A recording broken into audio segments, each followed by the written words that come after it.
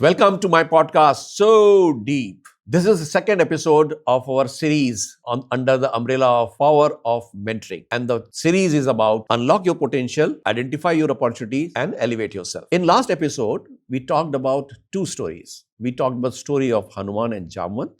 We also talked about, with our guest, we talked about the story of Amulya Sah, how he got influenced in mentoring, how that impacted his life, and also how he started mentoring and how he transformed life of many people.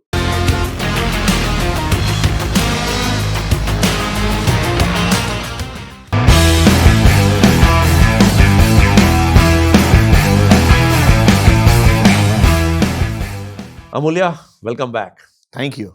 All right. So today we'll talk about three things. We'll talk about the story of India, actual data points regarding mentoring, the impact of it or the lack of it. And then towards end, we'll talk about real life cases of mentoring, like how Mark Zuckerberg got mentored by Steve Jobs and what was the outcome. So that's being premised. Amulya, let me start with the power of mentoring. And I want to talk about the story of India. I was thinking about this whole mentoring thing and why we don't identify our potential, why we have this potential untapped in us. If you see story of India, I can divide into four segments. The ancient India. Ancient India was awakened, flourished. I mean, we gave to world many things. We gave mathematics, we gave zero, we gave decimal systems, trigonometry, algebra. We gave in medicine Ayurveda. We gave in astronomy the solar system. We knew the distance between Earth, Moon, Sun. Everything is in our scriptures. Way back then, the rest of the world realized it.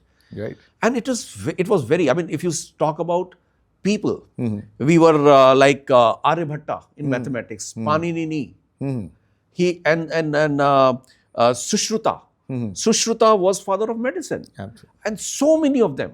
And I he mean, did Buddha. the first brain surgery. Yeah, brain surgery at that point of time. Just imagine. And we talk about that, it is given by somebody else. So our society was very awakened, very rich. We knew our potential, we knew our opportunities, we realized that and we elevated ourselves. Right. That was the first stage I want to talk about.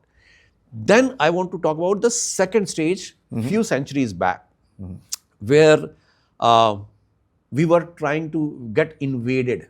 By the way, the Middle East rulers tried 500 years. Amulya, 500 years they tried. They had invaded many part of the world, but they tried to invade us 500 years and we fought vigorously.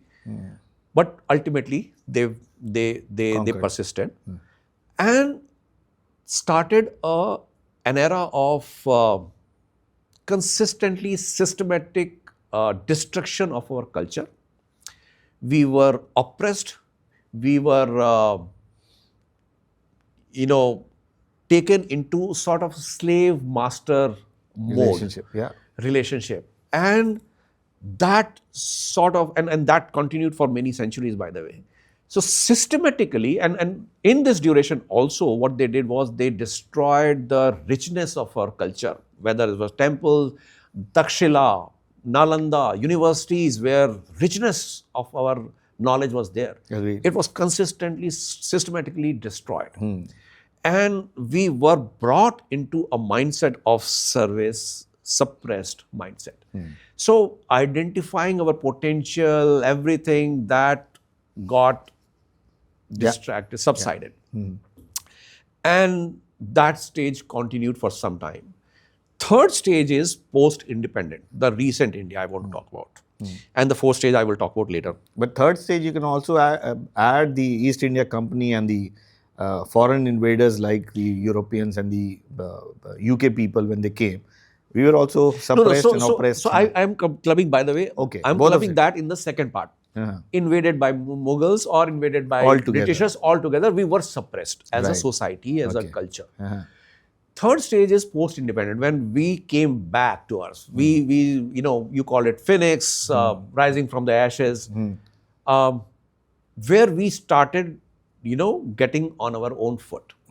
And what we were good at that point of time was service orientation, because that is what we did. And we started excelling. Engineers, doctors, nurses going to Middle East. I mean, wherever the service orientation was there, we excelled. And I will take one data point in United States itself. I mean, the Oracles, the NASAs of the world. I mean, you take out any big organization, major employees were Indians. We were serving there. Then some odd people thought, why are we going to serve? I'm not the leader? And some people started, and of course the potential was there. It was a question of realization. So they realized, and suddenly there was a floodgate, because there was a herd mentality also that came in the oppressed period. So one leader became, leading the organization, and suddenly, you see now every organization has more or less all the leading ones, or the leading ones. Then came few odd smart people, and they start thinking, why am I leading the organization? Why am I not owning the organization? And then the era started of entrepreneurship, unicorns. I mean, we know now the story has changed. So the potential was still there. I mean, you see the potential getting realized in stages. However, and again, we are doing fantastic right now. India is on the fantastic growth path. However, I still believe there is a fourth stage needed, because if you see, most of us are still looking at somebody, something is happening in the market, and hence I'm doing that. But not leading. So I was thinking there has to be a awakening stage.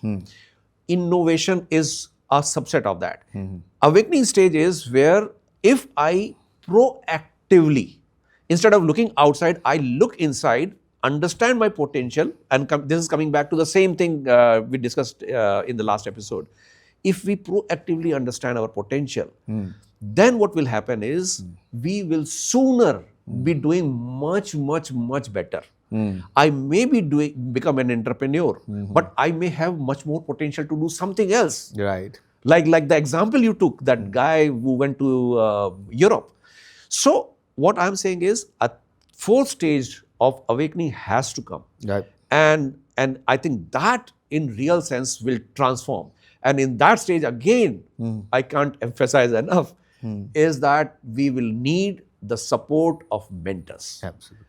To help us understand, unlock our potential, identify opportunities out there, and elevate faster, sooner, better, to make good for themselves and make good for the society in totality. So the best part in last 5 years, if I can recollect, which has happened to India, is that we went into an inflection point where they said the world is not good enough. Yeah. So let's do something in India. Yeah. And India being India with 140 crore people and 3,300 institutes, engineering, almost like 12 million people passing out. It's huge. And 350 million people coming into jobs. So if you look at what the government is saying or the world is saying, that to get into that becoming the third largest economy by 2027, 2030 is our own entrepreneurship that we do and get into getting revenues from abroad. Right? And if you're looking at 2047, we are talking about being a developed nation. So all the more. So today, if you count, if we are looking at 150,000, which is 1.5 lakh startups in India, out of that you have more than 100 unicorns. And there are many babycorns, unicorns. Babycorns and unicorns, absolutely. So we are going to see even much faster huge surge. Unicorns in, let's say, next 5 years or 10 years, reaching close to 500 or 1,000. You never know. And if that happens, nobody can stop India in becoming number 3 and then slowly catching up with China and becoming number 2. Yeah. I totally agree. And so Amulya, that set aside. So we now know there has to be awakening. Right. And the importance of mentoring. Right. Now let's talk about certain facts and figures. Because this is a logical approach that we know. Now let's talk about the facts and figures. I was going through some research, and the lack of mentoring, the impact of it. And again, from HR perspective, you can correlate this more than anybody else. In employee retention, 35% of the employees without a mentor consider leaving their job within a year, compared to only 16% of those with a mentor. And this is a Forbes study, right? Yeah. Second is career stagnation. 71% of the Fortune 500 executives credit mentoring for their success. Absolutely. So true. there is a realization, once you get mentored, you do realize that there's a huge impact, and 71% is not a small number. Another one thing that I had been, I'm working on this very closely, this is very close to my heart, is mental health. I think that's one thing that is touching everybody. Look at Korea, look at Japan, look at all the developed nations, look at Europe. But still in India, we are far better. Far better. Because the social fabric that is holding us. Is still. But if we do not understand more proactively, it may be worse. Yeah. So that's what my point is. I mean, again, the data itself says employees without mentors often experience 40% higher level of workplace distress due to a lack of guidance and support in handling challenges. Absolutely. And that's, as a result, just imagine the profound impact. The stress, the productivity goes down, and the productivity, it hits the bottom line of any and every organization. It's a profound thing. Loneliness is another data on loneliness and mental health. 76% of young professionals report feeling isolated or lost in their careers without mentoring, which can exacerbate mental health issues like anxiety and depression. And even lead to suicides now. And suicides now. The suicides are so high, especially in millennials or at the mid-level. That's very dangerous. For practitioners like HR and for the organization, the challenge is not employee engagement and maybe giving a good salary and giving a good food, but creating safe rooms, creating mentors where people can go and talk. Absolutely.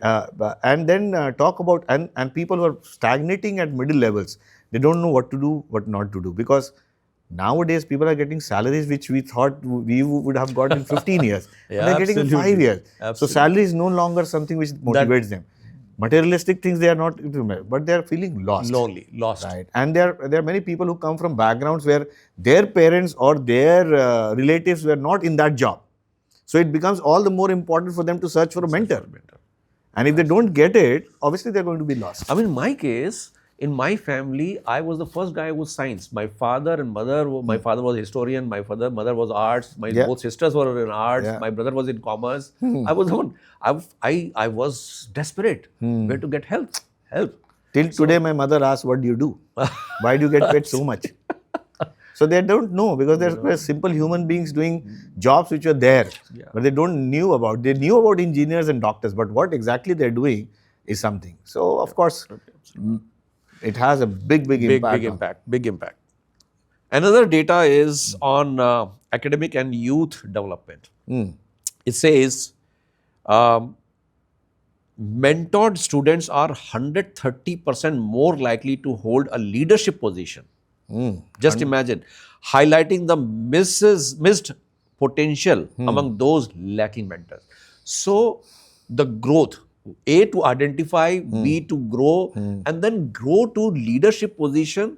I mean, if you don't understand those nuances, as you said in the first episode, we talked about you getting those 3 Ps.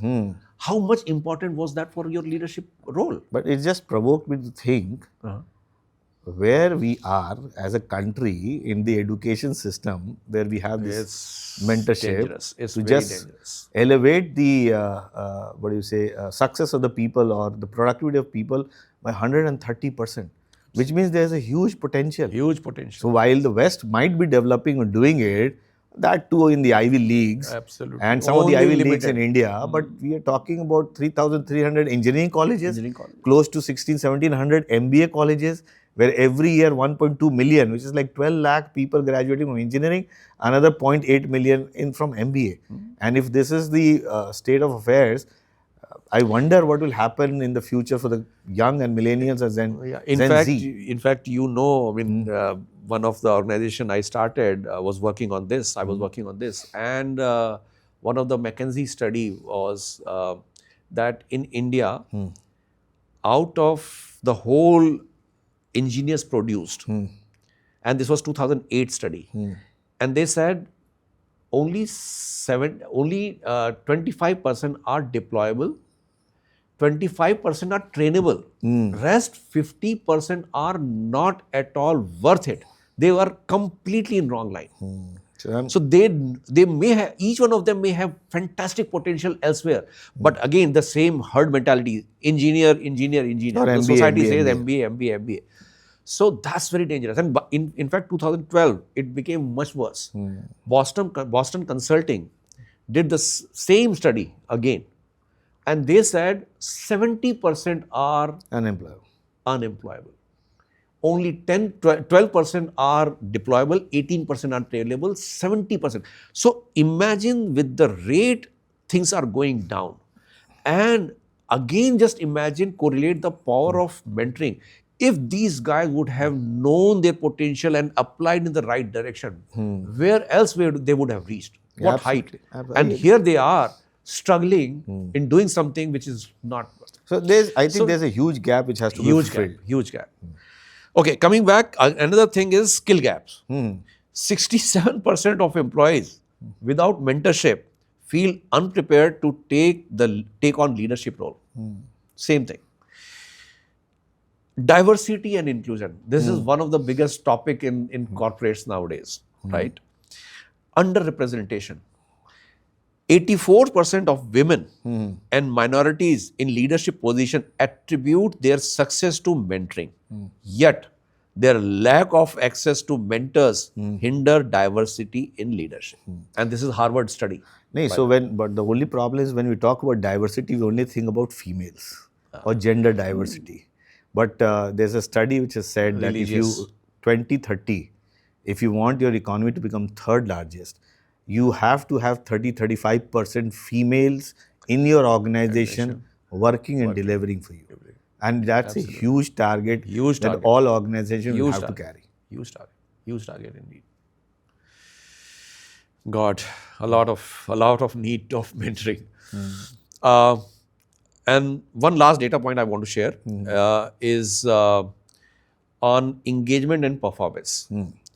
Organizations with formal mentoring programs see 20% higher employee engagement. True. And productivity compared to those without. Absolutely. And just imagine 20% productivity gain is bottom line for the organization. So if organizations can, and by the way, this is Society of Human Resource data. So if organizations and leaders understand the importance here, this is going to elevate, give them profitability. This is going to give them engagement, retention, attrition problems is going to get addressed. Leadership problems going to get addressed. So, I mean, having talked about all these points, my heart goes out that what kind of alarming need of mentoring is there in our center. And if we need to make an awakening India, right, I think this is again a must need for every organizations, individuals, every level. Organization should have its own programs, or institutions, they should have their own programs. They should be check on that. And individuals, of course, there has to have mentors, look for mentors, seek mentors. All right, I think episode is too long now. So we are concluding this episode here. What we have talked about in this episode about two things: the story of India, how our society had potential, got suppressed, is coming back from ashes, and now the need of awakening, and that's where the need of a mentor is there. We also talked about the real data statistics and the impact of mentoring or without mentoring. So how important is mentoring, we established there also. And we do understand that with these data points, our viewers can understand how critical, how important is it for any organization, for any individual, for any institution for that matter, to quickly start looking very seriously at mentoring, because that will transform the journey of individual, of organization, of institutions. With that, I'll close the episode here. So, my request to you is, please look at this data points, this important critical message, and pass on, propagate, and please do not forget to subscribe, share, and like. Thank you so much. We'll meet you in the next episode.